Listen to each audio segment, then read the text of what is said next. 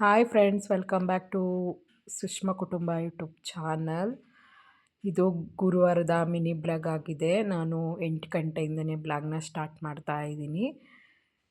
ಇವತ್ತು ಲಕ್ಕಿಗೆ ಸ್ಕೂಲ್ ಹುಡುಕ್ಬೇಕಾಗಿತ್ತು, ಹಾಗಾಗಿ ಬೆಳಗ್ಗೆನೆ ಅನ್ನ ಸಾಂಬಾರು ಮಾಡೋಣ ಅಂತೇಳಿ ಅಲಸಂದೆ ಕಾಳನ್ನು ಈ ಕಡೆ ಹೆಸ್ರು ಕಾಳನ್ನು ಎರಡನ್ನೂ ಕೂಗ್ಸೋಕ್ಕೆ ಅಂತ ಹಾಕಿದ್ದೀನಿ. ಮೊನ್ನೆ ನೀವೇ ನೋಡಿದ್ದೀರಲ್ವ, ನಾನು ನೆನ್ನೆ ಬ್ಲಾಗ್ನ ಮಾಡೋಕ್ಕಾಗಲಿಲ್ಲ. ಸೋರೆಕಾಯಿ ಜ್ಯೂಸ್ ಮಾಡೋಣ ಅಂತ ಹೇಳಿ ಮಿಕ್ಸಿಗೆಲ್ಲ ಹಾಕ್ಕೊಂಡಿದ್ದೆ ಫ್ರೆಂಡ್ಸ್. ಆದರೆ ಮಿಕ್ಸಿ ಆನ್ ಮಾಡೋಷ್ಟರಲ್ಲಿ ಕರೆಂಟೇ ಹೊರ್ಟೋಗ್ಬಿಡೋದ. ಅದನ್ನು ನಾನು ಫ್ರಿಜ್ಜಲ್ಲಿ ಎತ್ತಿಟ್ಟಿದ್ದೆ ಅಂತ ತೋರಿಸ್ದೆ ಅಲ್ವಾ. ಇವಾಗ ಅದು ಜ್ಯೂಸನ್ನ ಮಾಡ್ಕೊಂಡು ಬಿಡೋಣ ಬನ್ನಿ. ಜ್ಯೂಸ್ ನನ್ನೊಬ್ಳಿಗೆ ಅಲ್ಲ, ನಮ್ಮ ಹಸ್ಬೆಂಡ್ಗೂ ಸೇರಿಸಿ ಜ್ಯೂಸ್ ಮಾಡ್ತಾಯಿದ್ದೀನಿ. ಈಗ ಇಷ್ಟೇ ಸಾಕಾಗಲ್ಲ. ಇಲ್ಲಿ ನೋಡಿ, ಇಲ್ಲಿ ನಿನ್ನೆ ನಾನು ಸೋರೆಕಾಯಿ ಮತ್ತು ಜೀರಾ ಹಾಗೆಯೇ ಸ್ವಲ್ಪ ಸಾಲ್ಟೆಲ್ಲ ಹಾಕಿ ಎತ್ತಿಟ್ಟಿದೆ ಅಲ್ವಾ. ಸ್ವಲ್ಪ ಸಾಲ್ಟೆಲ್ಲ ಮೆಲ್ಟ್ ಆಗೋಗ್ಬಿಟ್ಟಿದೆ. ಇದಕ್ಕೆ ಇನ್ನೊಂದು ಸ್ವಲ್ಪ ಆ್ಯಡ್ ಮಾಡ್ಕೊಂಡು ಈ ಮಿಕ್ಸಿ ಜಾರ್ಗೆ ಆಗಲ್ಲ, ಹಾಗಾಗಿ ನಾನು ಬೇರೆ ಮಿಕ್ಸಿ ಜಾರ್ನಿಗೆ ಹಾಕ್ಕೊಂಡು ಚೆನ್ನಾಗಿ ನೈಸಾಗಿ ನಾನು ರುಬ್ಕೊತಾ ಇದ್ದೀನಿ. ಯಾಕಂದರೆ ನೈಸಾಗಿ ರುಬ್ಬಿದ್ರೇ ನಾವು 2 ಲೋಟ ಜ್ಯೂಸ್ ಮಾಡೋಕ್ಕಾಗೋದು, ಇಲ್ಲಾಂದರೆ ಇದರಲ್ಲಿ ಜ್ಯೂಸ್ ಬರಲ್ಲ. ಬನ್ನಿ ರುಬ್ಕೊಂಡು ಬರೋಣ. ಇನ್ನೊಂದು ಕಡೆಯಲ್ಲಿ ನೋಡಿ, ಇಲ್ಲಿ ಅಲಸಂದೆ ಕಾಳು ಮತ್ತು ಹೆಸರು ಕಾಳು ಎರಡನ್ನೂ ಸೇರಿಸಿ 2 ವಿಷಲ್ ತೊಗೊಬಿಟ್ರೆ ಸೊಪ್ಪು ಹಾಕಿ ನೀಟಾಗಿ ಪಲ್ಯ ಮಾಡಿಕೊಂಡು ಹಾಗೆಯೇ ಸಾಂಬಾರನ್ನು ಮಾಡ್ಕೊಬೋದು. ಈ ಥರ ಮಾಡಿದ್ರೆ ಬೆಳಗ್ಗೆಯಿಂದ ಸಂಜೆವರೆಗೆ ನನಗೆ ಸೈಡ್ಸ್ಗೆ ಪಲ್ಯನೂ ಆಗುತ್ತೆ ಮತ್ತು ನನ್ನ ಕ್ಯಾಲರೀಸು ಮ್ಯಾನೇಜು ಆಗುತ್ತೆ, ಹಾಗೆಯೇ ವೆಯ್ಟ್ ಲಾಸ್ ಮಾಡೋಕ್ಕೂ ಸಹ ಯೂಸ್ ಆಗುತ್ತೆ. ಬನ್ನಿ ಇವಾಗ ರುಬ್ಕೊಂಡು ಬಂದ್ಬಿಡೋಣ. ರುಬ್ಬಾಗಿದ್ದು ಆಯಿತು ಫ್ರೆಂಡ್ಸ್. ನೋಡಿ, ಇಲ್ಲಿ ಈ ಥರ ಆಗಿದೆ, ಫೈನ್ ಪೇಸ್ಟ್ ಆಗಿದೆ. ಈ ಥರ ಇರಬೇಕು. ಇವಾಗ ಇದರಲ್ಲಿ ರಸ ಬಂದಿರಲ್ಲ, ಕೆಲವರು ಇದಕ್ಕೆ ನೀರು ಆ್ಯಡ್ ಮಾಡಿಕೊಂಡು ಸ್ಟ್ರೈನರಲ್ಲಿ ಸೋರೆಕಾಯಿ ಎಲ್ಲ ಮತ್ತು ನೀರೆಲ್ಲ ಸಪ್ರೇಟ್ ಮಾಡ್ಕೊತಾರೆ. ಆದರೆ ಆ ಥರ ಮಾಡೋದ್ರಲ್ಲಿ ಏನೂ ಬೆನಿಫಿಟ್ ಇರಲ್ಲ. ಯಾಕಂದರೆ ಬರೀ ನಾವು ದೇಹಕ್ಕೆ ನೀರಿನ ಅಂಶ ಮಾತ್ರನೇ ಸೇರಿಸ್ತೀವಿ. ಈ ಥರ ಫುಲ್ ನೈಸಾಗಿ ರುಬ್ಬಿದ್ರೆ ನಮ್ಮ ದೇಹಕ್ಕೆ ಈ ಕಡೆ ಸೋರೆಕಾಯಿ ಮತ್ತು ಫೈಬರ್ ಅಂಶ ಎರಡೂ ಸಹ ಸೇರಿಕೊಳ್ಳುತ್ತೆ. ಹಾಗಾಗಿ ನಾನು ಹೋಲ್ ಸೋರೆಕಾಯಿನೇ ಈ ಥರ ಜ್ಯೂಸ್ ಮಾಡಿ ಕುಡಿದ್ಬಿಡ್ತೀನಿ.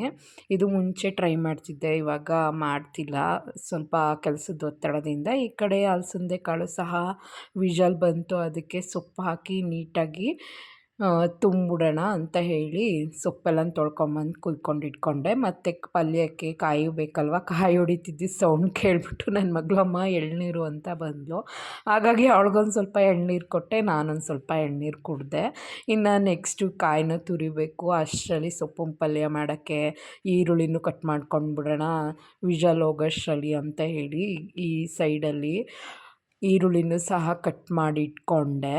ನೆಕ್ಸ್ಟು ನನ್ನ ಮಗಳು ಜ್ಯೂಸ್ ಕುಡಿತಿದ್ದು ನೋಡಿ, ಅಮ್ಮ ನನಗೂ ಒಂದು ಸ್ವಲ್ಪ ಜ್ಯೂಸ್ ಕೊಡಮ್ಮ ಅಂತ ಅಂದಳು. ಪಾಪ ಅದಕ್ಕೂ ಸ್ವಲ್ಪ ಬೇಡ ಕಣಪ್ಪ ಅಂದೆ. ಅದಕ್ಕೆ ಚಿಕ್ಕ ಲೋಟ ಕೊಡಮ್ಮ ಅಂತ ಅಂತು. ಆಯಿತು ತಗೋಪ್ಪ ಅಂತ ಹೇಳಿ ಚಿಕ್ಕ ಲೋಟದಲ್ಲೂ ಒಂದು ಸ್ವಲ್ಪ ಜ್ಯೂಸ್ ಕೊಟ್ಟೆ. ಅವಳೊಂದು ಸ್ವಲ್ಪ ಕುಡಿದ್ಲು.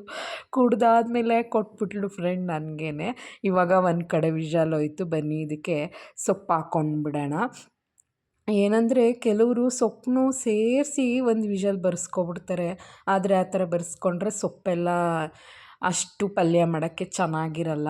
ಒಗ್ಗರಣೆ ಹಾಕಬೇಕಾದ್ರೇ ಎಲ್ಲ ಸೊಪ್ಪು ಸ್ಪೂನ್ಗೆ ಮತ್ತು ಕಾಳುಗಳಿಗೆಲ್ಲ ಅಂಟ್ಕೊಬಿಡುತ್ತೆ, ತಿನ್ನೋಕ್ಕೆ ಏನೂ ಸಿಗಲ್ಲ. ಹಾಗಾಗಿ ನೋಡಿ, ಇಷ್ಟು ನನಗೆ ಸಾಕು ಅನ್ನಿಸ್ತು ಕಾಳು ಬೆಂದಿರೋದು. ಇವಾಗ ಅದಕ್ಕೆ ಸೊಪ್ಪು ಹಾಕ್ಕೊಬೇಕು. ಮತ್ತು ಸೊಪ್ಪು ಹಾಕೊಂಡಾದ್ಮೇಲೆ ಸ್ವಲ್ಪ ಅದು ಟೈಮ್ ತೊಗೊಳುತ್ತೆ ಬೇಯೋಕ್ಕೆ. ನಾನು ಮುಂಚೆ ಕಾಳಿಗೆ ಉಪ್ಪೇ ಹಾಕಿರಲಿಲ್ಲ ಫ್ರೆಂಡ್ಸ್. ತಿಂದು ನೋಡಿದಾಗ ಗೊತ್ತಾಯಿತು, ಅಯ್ಯೋ ಉಪ್ಪೇ ಮರೆತುಬಿಟ್ಟಿದೆ ಅಂತ. ಇವಾಗ ಎಲ್ಲನೂ ಮರೆತ್ಕೊತಾ ಇದ್ದೀನಿ, ಯಾಕೆ ಅಂತ ಗೊತ್ತಾಯ್ತಾ ಇಲ್ಲ. ನಿಮಗೂ ಇದೇ ಥರ ಮರೋ ಕಾಯಿಲೆ ಇದೆಯಾ? ಮರೋ ಕಾಯಿಲೆ ಇದ್ದರೆ ಕಮೆಂಟ್ ಹಾಕಿ. ನನಗೂ ಇದೇ ಥರ ಮರೆತ್ಕೊತೀನಿ ಅಂದರೆ ಯಾಕೆ ಅಂತ ಗೊತ್ತಾಯ್ತಾಯಿಲ್ಲ. ಏನಿಟ್ಟರು ಎಲ್ಲ ಮರೆತ್ಕೊತೀನಿ. ಇವಾಗ ಅಷ್ಟೆಲ್ಲ ಆಯಿತು. ಆಗಿದ್ದಾಗಲಿ ಬಿಡಿ, ಸ್ವಲ್ಪ ಕಾಳಿಗೂ ಸಹ ಉಪ್ಪಿನಂಶ ಇಟ್ಕೊಳ್ಳಿ ಅಂತ ಹೇಳಿ ಉಪ್ಪು ಹಾಕಾಯಿತು. ಈ ಕಡೆ ನಮ್ಮ ಹಸ್ಬೆಂಡ್ ಹಾಲು ಮತ್ತು ಮೊಸರು ಎಲ್ಲ ತೊಗೊಬಂದಿದ್ರು, ಅದನ್ನು ತೊಳೆದಿಟ್ಟೆ. ನೆಕ್ಸ್ಟ್ ಇವಾಗ ನಾನು ಸೊಪ್ಪನ್ನ ಕಾಳೊಳಗಡೆಗೆ ಹಾಕ್ಬಿಟ್ಟು ಚೆನ್ನಾಗಿ ಬೇಯಿಸ್ಕೊತೀನಿ.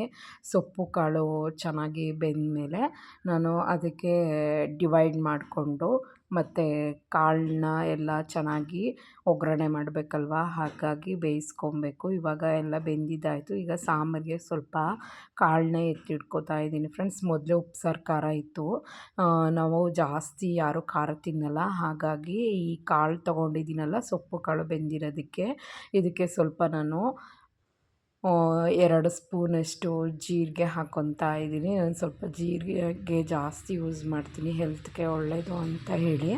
ಮತ್ತು ಇನ್ನೊಂದು ಸ್ವಲ್ಪ ಬೆಳ್ಳುಳ್ಳಿ, 2 ಗೆಂಡೆ ಅಂತ ಹೇಳ್ತಾರಲ್ಲ, ಹೋಲ್ 2, 1 ಒಗ್ಗರಣೆಗೆ. ಇವಾಗ 2ನ್ನ ಜಜ್ಜಿಬಿಟ್ಟು ಇಷ್ಟನ್ನ ಹಾಕ್ಬಿಟ್ಟು ರುಬ್ಕೊಬಿಡ್ತೀನಿ. ಕೆಲವರು ಹುಳಿನೂ ಬಿಡ್ತಾರೆ, ಈಗ ಹುಳಿ ಬೇಡ ಅಂತೇಳಿ ಸಾಕಷ್ಟು ಆರಲಿ. ಇನ್ನು ಕಡೆ ನೋಡಿ ನನ್ನ ಮಗಳು ದ್ರಾಕ್ಷಿ ಹಣ್ಣು ನೋಡ್ಬಿಟ್ಟು, ಅಮ್ಮ ದ್ರಾಕ್ಷಿ ಹಣ್ಣು ತೊಳ್ಕೊಡಿ ಅಮ್ಮ ಅಂತ ಅಂದಳು.